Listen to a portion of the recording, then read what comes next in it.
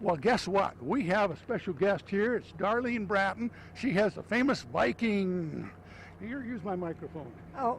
We're gonna talk about the Viking. First, I want to take you behind the scenes, never before that I know of that it's been on TV, to show you how the Viking is made. Take a peek.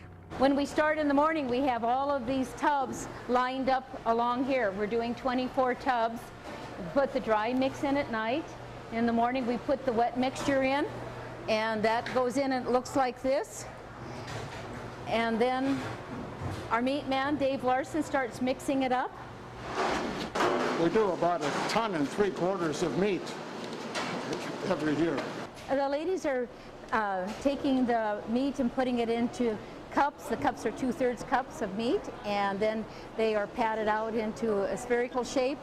Those 36 meatballs then go out to the kitchen to be cooked. Once the meat has been degreased, then they bring it out here and start cooling it down, and they move it all the way down until it reaches 80 degrees internal temperature.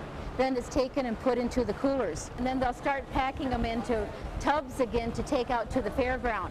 They go into the booth. They're brought up to 160 degrees temperature in a convection oven.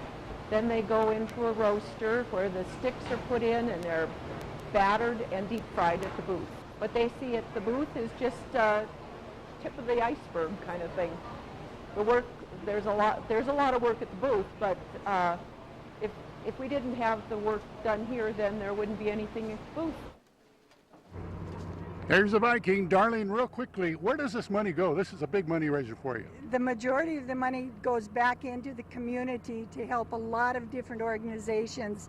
Shop with the Cop, the Eagle Mount, Food Bank, Rescue Mission, many different organizations. Okay, we thank you for coming by and letting us watch you make the Vikings too.